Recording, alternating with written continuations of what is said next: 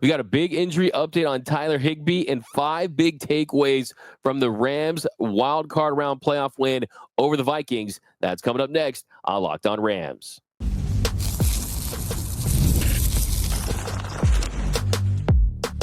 You are Locked On Rams, your daily Los Angeles Rams podcast. Part of the Locked On Podcast Network, your team every day. What is up, Ramley, and welcome to another episode of Locked On Rams, your daily podcast covering your Los Angeles Rams. Free and available wherever you get your podcasts. Locked On Rams, part of the Locked On Podcast Network, your team every day. We're also available over on YouTube, so if you haven't yet, do us a huge favor. Subscribe to the fastest growing Rams YouTube channel. Hit that subscribe button, hit that notification bell, hit that like button. My name is Doug McCain. You can follow me on X and Instagram at DMAC_LA. I've been covering LA sports for over a decade, 24/7 sports, Dodgers Nation, SI, Bleacher Report, the Rams were Locked On. And as always, I'm joined by the Rams pre-half and post-game show host for the Rams flagship radio station, ESPN 710 LA. He's in his 9th season covering your Los Angeles Rams, the People's Champ, Mr. Travis Rogers. You can follow him on X at Travis Rogers. And on today's show, we're going to continue to break down the Rams' wild card round win over the Vikings. We also got an injury update on Tyler Higbee. But first, today's episode of Locked On Rams is brought to you by Gametime. Make sure you go and download that Gametime app, and you for sure need to create an account and use code LOCKEDONNFL, and you'll get $20 off your first purchase. All right, Travis, so the Rams to get the big win on Monday night. We'll get to that, but first, Tyler Higbee, PFF-wise, he was their highest graded player. He was playing at an elite level for the Rams. He did play just 12 snaps over when the Rams got the win over the Vikings. He had this chest injury, though. He suffered that chest injury. It knocked him out of the game. He went to the hospital. Sean McVay did provide an update on Tuesday. He said that he was spitting up blood, but he's recovering well. He was discharged and traveled home with the team on Monday night. He does expect him to be back against Philly on Sunday. Yeah, I mean, he was absolutely fantastic for the Rams through the early part of that game. It doesn't surprise me at all that he graded out as their top receiver. He was fantastic, and I think that you get a good glimpse of what this offense can be like when the tight end is featured the way that Tyler Higbee was early in that game. It's something that the Rams really haven't been able to do all season long. And you've seen the tight ends get more and more involved, the healthier that Higbee has gotten towards the end of the year. The update you mentioned about Sean McVay, he did mention that he expects him to play on Sunday. So that's very good news. Anytime you're spitting up blood, coughing up blood, or whatever it is, that's obviously very, very scary. But the fact that the Rams very quickly said that they expect him to play, I think is good news, because they're going to need all hands on deck to beat this Philadelphia team. It's going to be a tall order under the best of circumstances, and the best of circumstances include having Tyler Higbee available for your team. Absolutely. I mean, 5 catches for 58 yards in that short amount of time. He's already proven to be a big part of this Rams offense since his return. And with Cooper Kupp, with Demarcus Robinson, you had signs of life with them too. Cooper Kupp had 29-yard catch there in the second half in the third quarter, but really it's been the Puka and Kyron show for the last few weeks. So to have Tyler Higbee, another weapon that you can go to, is going to be big. Now, real quick, Doug, I think you bring up a great point, is that it kind of unlocks some other guys, because I think what was interesting is the Rams offense was really sharp early in that game. And obviously they got out to a nice lead and they were able to kind of change the game plan a little bit, but I wonder, and the offense obviously was not nearly as productive late as it was early. And what I'm trying to figure out is, were they more productive early because Tyler Higbee was there, or were they less productive late because they were just trying to take the air out of the ball a little bit, spin clock, and just get into that line? They had a big lead. The game really, by about halfway through the third quarter, wasn't really in question anymore. The Rams kind of had it in their back pocket. So did they just decide to take the air out of the ball and get into that locker room, or were they really missing Tyler Higbee? I think we'll get a better answer to that come Sunday morning. Yeah, I think it's a combination of kind of all those things. And I think for Tyler Higbee, it just gives his Rams just that other layer that they've Sure. kind of lacked in the last couple of weeks. So there's kind of no doubt about that. And you mentioned just coming out sharp. I mean, 7 plays, 70 yards, you score on your first possession, you get a field goal in your second. If it wasn't for that unsportsmanlike little For late hit sure. situation by Bo Limmer, you might get 2 touchdowns in your first couple of drives. And that really was the biggest takeaway early on. I mean, if you look at the keys to this game that we dropped before, it was, can the Rams get off to a hot start? Can they find a way to get some first quarter scoring where they've been 31st in the NFL heading into this one? And then you flip that to the Vikings that were second in the league in first quarter scoring, averaging 6.8 points per first quarter. The Rams got 10 points. They held the Vikings to just 2 first downs. That was huge early in this one. Yeah, they got off to that great start, like you mentioned. This is oddly specific to the Vikings. You know, you go back to their Week 8 matchup against Minnesota. They were really good in the first quarter in that game, too. They scored touchdowns on their first 2 possessions. I agree with you that if not for Bo Limmer picking up that penalty, I think they probably scored touchdowns on their first 2 possessions in that game as well. Yeah, again, it's hard to separate it because it was the same opponent. It was Minnesota. The defense was playing at such a high level, but I'm really excited for Sunday at noon to get here because you're into the deep end of the pool. There are only 8 teams left, and that the Rams are one of them is extraordinary. It's exciting, but they're going to have to continue to get better because the Philadelphia Eagles are a much better team than the Minnesota Vikings.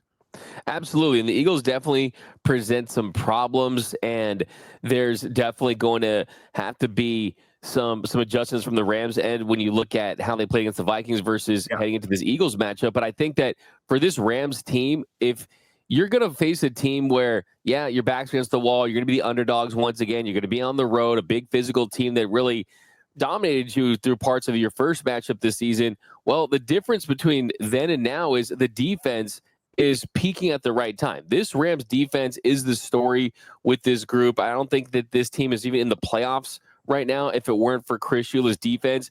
If you look at the last 4 games that actually meant something for the Rams, I mean, you're not talking about the Week 18 game where you're mix and matching, you're having even your starters having lower snap counts. Last 4 games, outside of that, they've given up a total of 33 points combined. You give up 6 points to 49ers, 9 to the Jets, 9 to the Cardinals, and 9 to the Minnesota Vikings.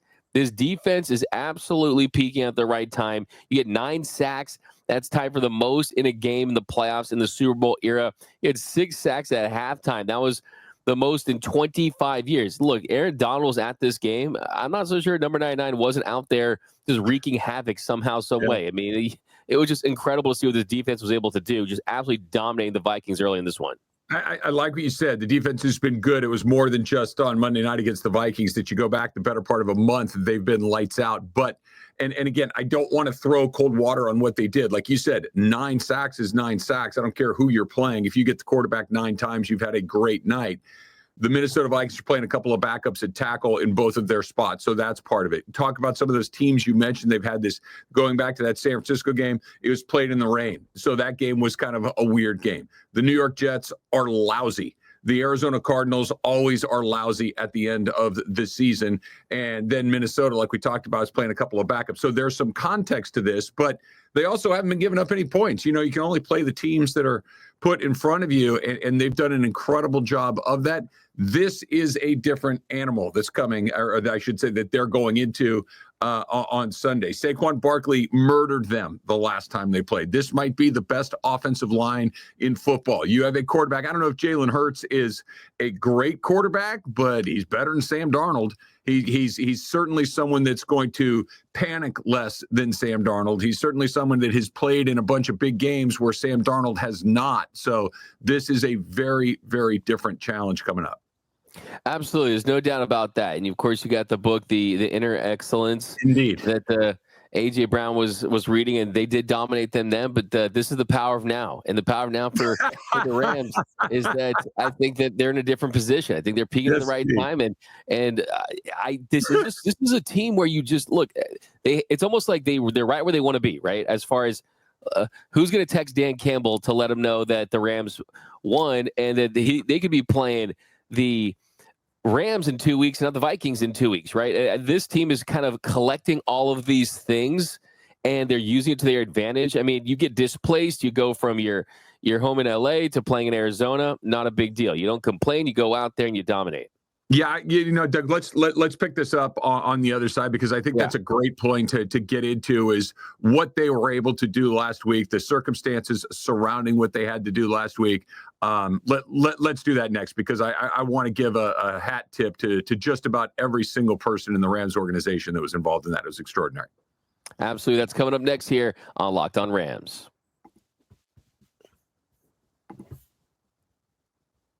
All right, let's talk about FanDuel, right? From the first whistle to the final drive. And we're getting close to the end of football season. As crazy as that is to think about, FanDuel makes the NFL playoffs even more exciting. Think about it. You're rooting for your team, and then you're rooting for yourself a little bit too, right? And right now, if you are a new customer, you can bet $5. Listen up. This is different. $300 in bonus bets. $300 in bonus bets if you hit on that first bet. That's $300 to keep the action rolling, right? The FanDuel app is super easy to navigate. There are a whole bunch of different types of bets to keep every single game exciting. Plus, when you win, bam, you get paid instantly. No waiting around for your winnings. Whether you're betting on your favorite team or just looking to add some extra excitement to one of the other games that's going on, FanDuel has got you covered. Just visit FanDuel.com to join today and get started. Listen to this, $300 in bonus bets. That's FanDuel.com. Make this playoff season unforgettable with FanDuel, an official sportsbook partner of the NFL.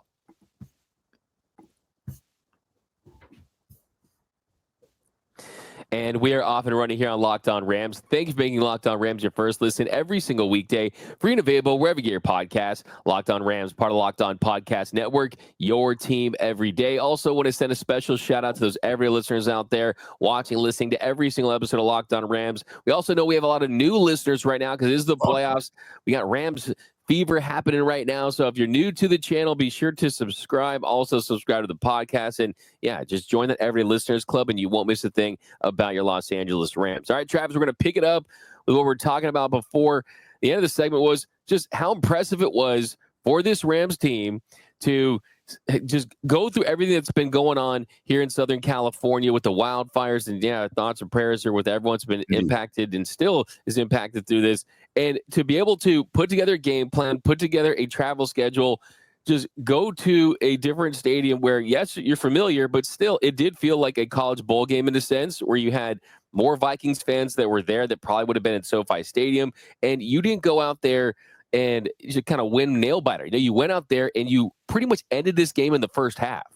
Yeah, I think, people that listen to my radio show have heard me say this before, and I've said this on the Rams pre-half and post-game show as well, but one of the things that I think professional athletes are exceptionally good at, and it's not just the bigger, stronger, faster that they all are than just regular guys like you and me and most of the people listening to the podcast. That's kind of the bare minimum to be a professional athlete. You do need to be bigger, stronger, faster. That just goes without saying.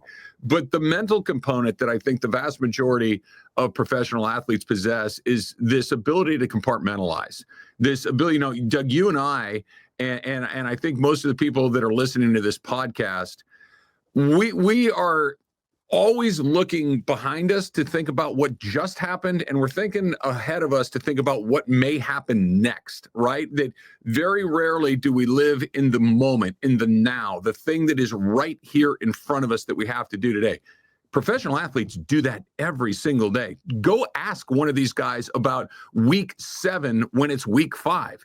They won't give you an answer. Go ask a guy about week 4 in week 5. They're not going to give you an answer. And it's not just lip service. It's real. They are thinking about the task at hand. And the reason I bring that up is because they are also human beings. And when the city is on fire and people are losing everything, property and life, and you're scared for your loved ones and everything else, to be able to set that aside for a second, to be able to turn to your leaders, who in this case are Kevin Demoff, who are Les Snead, who of course is Sean McVay, and your staff and everybody, and have them be able to keep you on task, to be able to get you in a place where you can, for a few hours, focus on the task at hand. It's virtually impossible, and that's exactly what they did. They did the impossible. They took something that is life-changing, that devastated, a huge chunk of this city, that was preoccupying just about everybody's mind, and they were able to put it aside for at least a few hours a day to prepare for that game, to move everything about their organization about 400 miles to the east in Arizona. And they went out there for 3 hours or so on a Monday night and performed at the highest level possible. That is an extraordinary accomplishment. We'll see what happens in Philadelphia. I don't know. And maybe there's an emotional hangover after going through what they did. I don't know. We'll find out. But I really don't think you can give those guys enough credit. And I'm not just talking about the players. The players certainly deserve a great deal of credit. But the leadership structure of that team, the leadership structure, Demoff, Snead, McVay, everybody that's involved in that, you could not have asked for a better group to get you through something like this. And they absolutely aced the test. It was a masterclass in leadership. Truly was. It truly was. And Matthew Stafford even said after the game, so there was definitely every excuse in the book to come out here and be lethargic and what was me and all that. Not an excuse. But we knew we weren't playing for just, exactly. An excuse is I got in a fight with my wife. An excuse is, I had a bad bed that I slept in the night before. This city was burning down. That's an explanation. There's a difference between an explanation and an excuse. It's not an excuse. Look, the Lakers went out there and scored 13 points on Monday night against the Spurs in the fourth quarter, and you could tell they're just done, man. And no one's looking at it like, no, it's like, dude, I get it. It's normal. It's human, and yet the Rams found a way to kind of navigate around it. It was exceptional. Absolutely. I mean, they realized they were playing for more than just their team and their organization and everyone else. I mean, they realized that there was something kind of bigger in play. And I got to give them a ton of credit. And I think that really, for me, it always starts and ends in this organization with two guys, and it's Matthew Stafford and it's mainly Sean McVay. And look, I really truly believe that Sean McVay is the best thing that's ever happened to this franchise. Like, I know that sounds crazy. I really think hard to argue otherwise. It's hard to argue otherwise. I mean, you talk about culture and you talk about, the leadership. I was here for the first year when the Rams came back to LA in 2016 and Jeff Fisher was here. It wasn't like this, Doug. They were not only were they not very good, they were boring. They were uninteresting. They were just like, okay. They were one of those teams in you're flipping channels, you see the Rams, keep it moving. The exact opposite has been true for the last 8 years. He is, I don't know if he's one of a kind, but he's one of a very small group. And as long as he's a part of this, they've got real opportunities just about every single season. Absolutely. And I think the cool thing about Sean McVay is he can win with a veteran-laden, stacked roster, if you will. He can win with a roster that has a lot of young and emerging talent and rookies. He can win when he's not expected to win. He can win when he's expected to win. So I think that you see throughout this league, throughout its history, it's always the two guys at the top, right? It's Brady, Belichick, it's Reed, it's Mahomes. And I think that it's Stafford, McVay. I will always kind of have that regret. Like, man, if Stafford played his whole career here, just imagine how many Lombardi trophies you would have. And look, everyone said with Matthew Stafford, 0-3 with the Lions. Hey, it was the Lions at the time. And now with the Rams, he's 15-1 as a starter in the playoffs with 15 touchdowns. If you look at Sean McVay, he's now won 8 playoff games in 8 years. 8 playoff games in 8 years. That is more than the Rams had as a franchise for the previous 31 years before that. That's insane. Yeah, it really is. That's a great number. I like that a lot. Look, they got one. They don't come around very often. They got you mentioned the guy, the Mahomeses, the Belichicks, the Andy Reeds, the Tom Brady's, the Montanas, the Bill Walshes. They come together at the right time. And today's probably not the day to talk about this, but Matthew Stafford and his future with this team, I think, has a lot to do with what happens on Sunday as well, and where they go from there. But we'll see what happens at the quarterback position. But as long as Sean McVay is the guy that's leading and constructing and building, they're in a really good spot. You know, they're not going to make the playoffs every year, but he's been here 8 years. They've made it 6 times. That's pretty good batting average. I'll take that. I'll take 3 out of every 4 years. Absolutely. And that's the case. And yeah, I just want to throw a little shout out to, by the way, the scoop and score, 57-yard scoop and score by Jared Verse. Didn't have any sacks, but he was huge. And I don't know if you saw this, the shot. I mean, this tweet is hilarious, man. You got with the shot of him kind of doing the diving thing, you know, it says St. Francis receiving the stigmata by Pietro De Rimini, 1330. Still artwork there.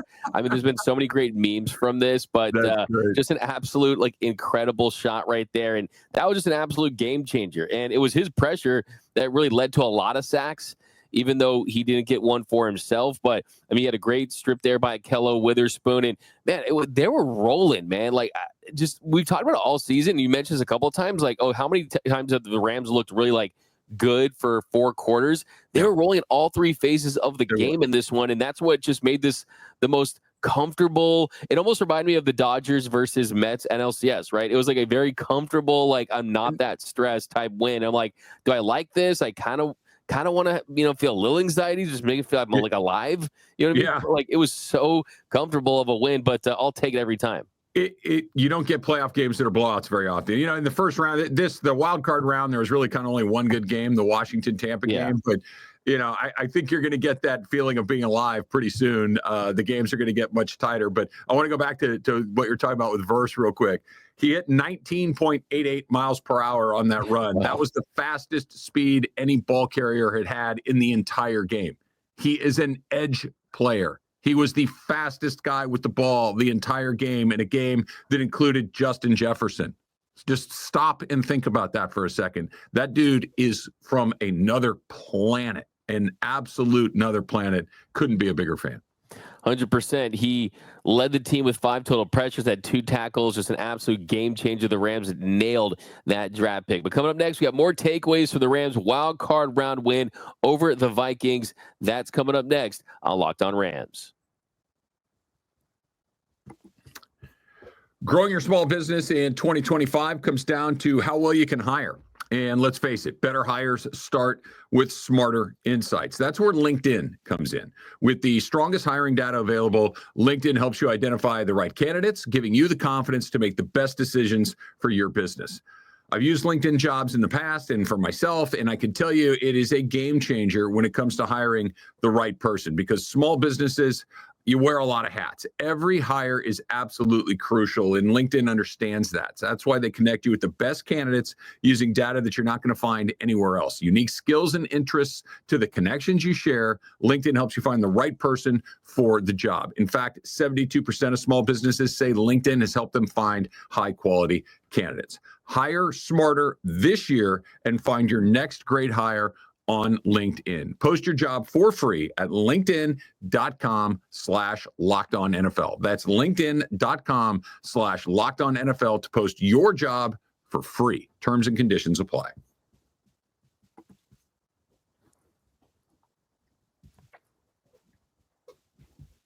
And welcome back to Locked On Rams. Thank you for making Locked On Rams your first listen every single weekday, free and available wherever you get your podcasts. Locked On Rams, part of Locked On Podcast Network, your team every day. All right, Travis, so this Rams team already feels like they're playing with house money. They already feel like a team that is peaking at the right time. They're going to face a tough Eagles team, which is definitely going to be a tough matchup. But is this a Rams team that can win it all? Yeah, I mean, and here's why. They're one of the 8 teams that are left. I think you can make the case that all 8 of them have a chance to win it all. Do the Commanders have a great chance? No. Can they? Yeah. I mean, weird stuff happens in sports.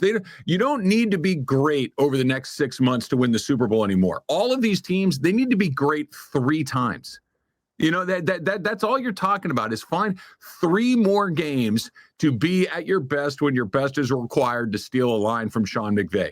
All 8 of the teams that are left can do that. Do the Lions and the Ravens and the Bills and the Chiefs have a better chance? Yeah, they probably have a better roster. They get to play some of these games at home. Throw Philadelphia in there too.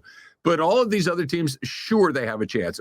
You know, if I had to bet my life on them winning, would I choose it? Probably not. But do they have a chance? Absolutely. For sure. And to take another line from Sean McVay, respect all but fear none. Yeah. And I think that That paid off, by the way. Yeah, no, for sure. For sure. And I think, too, with this Rams team, of course, they're going to be underdogs pretty much in any playoff game they're going to be playing from this point on. But it's the defense. It's the defense that makes me really talk myself into a glorious run. And I've already kind of like done that thing where you're kind of driving, you're drifting off, think of another Super Bowl, and you kind of go there because, look, I mean, heading into this one, my prediction, I had the Rams scoring 27, which I was right, but where I was wrong was I had them giving up 23 points, and I shouldn't have disrespected this Rams defense like that. Is kind of my point. But you have a defense that's getting pressure with your front four like they are. 8 of their 9 sacks were with 4-man fronts, right? Not even a ton of blitzing. You have a top 5 receiver in Puka Nacua. You have, in my opinion, the best coach in the league. You have a quarterback that on his best day does not take a back seat to the rest of the guys that are still in the field. And he also has a Super Bowl on his resume. So, I mean, they're a team that, man, they're just so dangerous. They have the experience. I think they're playing really free. Kyron Williams is fresh. Their field goal kicker has figured things out. He's made his last 15 kicks. So there's all these little things here that it's like, man, like, if the defense can play like this, there's no reason to think that this offense can't score points against teams. It's just a matter of, I think the Eagles is a tough one. I mean, if you get past the Eagles, somehow, some way, I like my chances moving forward in the NFC for sure. I do too, and I agree with you. I think the Eagles are the ones that are the biggest challenge left for the Rams, and we'll see. But I call you want the good news or the bad news first, D-Mac? I got a little bad news, baby. You want the bad news? Bears. Yeah. Kyron Williams put the ball on the ground twice again. Yep. They got smoked by the Eagles in Week 11 because Kyron Williams put the ball on the ground. So that was one of those. I know it didn't kill him against Minnesota. If he does that again, it won't go that way 2 weeks in a row. So that's the thing that made me go, okay, hold on, let's not lose track of that. So that's the part that I think is a little bit scary going into this one. Here's the good news. Do the Rams have the better quarterback in this game? I think they do. Do the Rams have the better coach? I don't think there's anybody on earth that thinks Nick Sirianni is better at this than Sean McVay is. Who are the 2 most important people on the field at any given time or in the stadium? The head coach and the quarterback. The Rams win both of those matchups. I'm not saying it's a guarantee because the Eagles would win a lot of the other head-to-head things, but the 2 most important things, the Rams check both of those boxes. And when you're talking playoff football, if you said you want the good quarterback or the better quarterback and the better coach, yep, I'll take that. And that's what the Rams have going into that game. And like vibes check wise too. I mean, the Eagles kind of where they're at. I mean, there's a lot of questions. I think that Eagles fans are kind of ready to pounce on this current version of the Eagles too, with Sirianni and Hurts as well. Whereas the Rams, it's just nothing but, oh wow, this is the team that's overcoming a lot and that they've kind of overachieved it. I will say too, kind of point out some other concerns. Third downs. I mean, this kind of gets overlooked because of how great the defense was. Rams were 2 for 10 on third downs against the Vikings. You need to do a better job with that against the Eagles. Also the penalties too. I mean, the Cameron Kitchens personal foul, I think that was iffy. Jake Hemmel's rough for the kicker. That was iffy. But you definitely, I mean, the Bo Limmer, you cannot give the Vikings basically a possession like that. So I think you need to clean up the penalties, third downs, and yeah, I do. But the recipe is certainly there to pull off this upset in Philly. There's no doubt about it in my mind. Well, like you said, all those little loose ends that you just mentioned are fixable, right? Yeah, the penalties come down to the coach emphasizing things like we're not going to do X, Y, and Z. Sean McVay will fix that. You know, the efficiency on third down, if it comes down to finding ways to move the ball, I trust Sean McVay to find a way to do that. You know, the trouble stuff comes when, you know, I don't know how you fix the troubling thing to me is Saquon Barkley. There is no good answer for him. The troubling thing is A.J. Brown and Devonta Smith. These are the guys that like, okay, what is the answer for that? There might not be an answer for guys that are that good. They're terrific players. But the fixable stuff like penalties and execution, they can get that cleaned up. Exactly. No, totally agree. But yeah, it's going to be a great matchup, but we're going to have a lot of time this week to break it all down. But that's going to do it for this episode of Locked On Rams. My name is Doug McCain. You can follow me on X and Instagram at DMac_LA. And you can follow the People's Champ, Mr. Travis Rogers, at Travis Rogers. And until next time, whose house? It's Locked On Rams house.